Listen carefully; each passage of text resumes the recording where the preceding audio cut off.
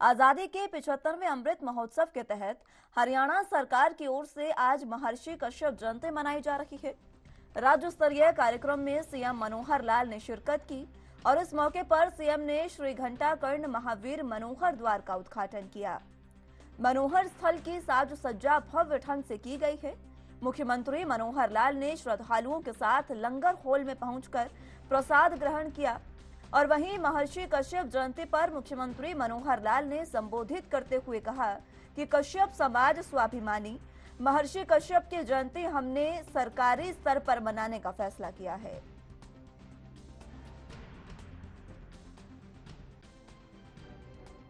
ऐसा कहा जाता है कि हमारे जो स्वर्ग प्रदेश कश्मीर, इसका नाम भी महर्षि कश्यप के नाम से रखा हुआ है।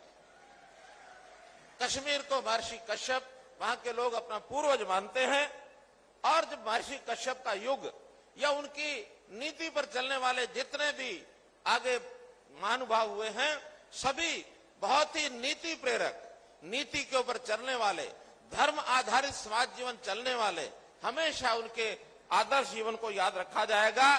कश्यप समाज का जो इतिहास है, हमको मालूम है कि भगवान रामचंद्र जी जब वनवास के लिए गए थे तो उनको रास्ते में आश्रय देने वाले राजा निषाद भी कश्यप समाज से संबंध रखते थे।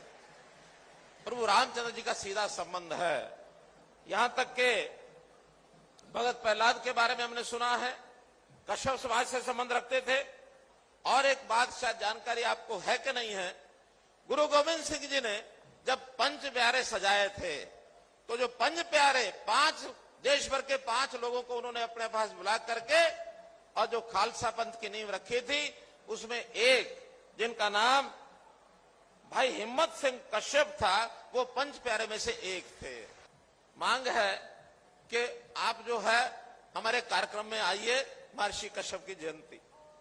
तो मैंने उस दिन विचार किया कि मैं केवल कार्यक्रम में नहीं आऊंगा, बल्कि ऐसे व्यक्तित्व, ऐसा भगवान का दर्जा जिनको प्राप्त है, उनकी जयंती हम सरकारी तौर पर मनाएंगे और खर्च भी सरकारी होगा उसमें।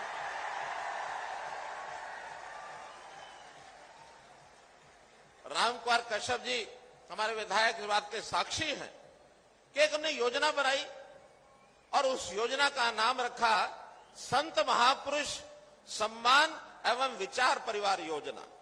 अर्थात ये जो संत महापुरुष होते हैं, ये जीवन को प्रेरणा देने वाले लोग होते हैं और सारे समाज के होते हैं, किसी एक बिरादरी के नहीं होते हैं। फिर भी अलग अलग बिरादरियों ने अपने अपने संतों के, महापुरुषों के, गुरुओं के नाते से कुछ अपनी परंपराएं बनाई हुई है। तब उन्होंने कहा कि सभी संतों के, महापुरुषों के जो जन्म जयंतियां हैं, उसको हम सरकारी तौर पर बनाएंगे। उसका नाम रखा संत महापुरुष सम्मान एवं विचार परिवार योजना, विचार प्रसार योजना। और इसके नाते से हमने कई हमारे जो जयंतियां हैं, कई शताब्दियां हैं, ये हमने मनाई हैं। ऐसे सबकी जयंतियों पर कुछ न कुछ विशेष प्रधानमंत्री जी ने आकर्षण हमारा, यानी एक प्रकार से हमारा ध्यान उधर लेके गए।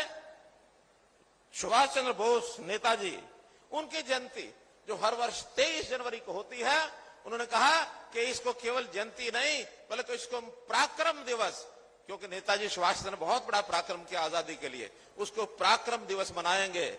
और जो 26 जनवरी की परेड पहले हमेशा 24 जनवरी से शुरू होती थी, 24-25 तैयारी करते थे, 26 जनवरी को जो है उसका हम यात्रा निकालते थे अपनी गणतंत्र दिवस की। अब उन्होंने कहा कि नहीं, 24 नहीं, ये कार्यक्रम हमारा जो है इस 23 जनवरी नेताजी सुभाष चंद्र बोस की जो जयंती होती है 23 जनवरी से शुरू होगा। अब इसका मतलब 23 जनवरी से 26 जनवरी देश की स्वतंत्रता के नाम से, देश के गणतंत्र होने के नाम से इसको भी याद रखा जाएगा।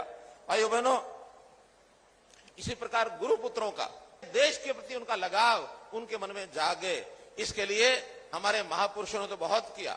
लेकिन हम अब नरेंद्र मोदी जी के जब से देश में सरकार आई है, इस गरीब समाज के लिए बहुत सी योजनाएं ये हमने बनानी शुरू की है।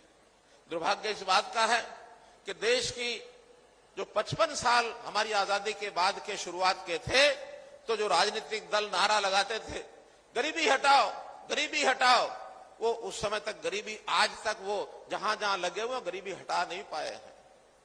और एक विडंबना की बात एक और शुरू हो गई है। एक बड़े नए नेता आ गए हैं अभी, और नए नेता गरीबी हटाने की बजाय उनको कहते हैं आप घर में बैठे रहो, घर में बैठ के खाओ, आपको कुछ करने की जरूरत नहीं है। जबकि हम कहते हैं नहीं, हर परिवार का हम हिसाब किताब रखेंगे और एक एक परिवार का डाटा इकट्ठा करके हर परिवार से एक आदमी को लाएंगे, उसको पढ़ाएंगे, उसकी स्किलिंग, हुनर, इसका विकास करेंगे, उसको रोजगार के लायक बनाएंगे, ताकि रोजगार करके अपने पैरों पर खड़ा होकर के अपने परिवार को पाले। हम जिस पॉलिसी पर चल रहे हैं, इसका नाम है स्टैंड अप पॉलिसी।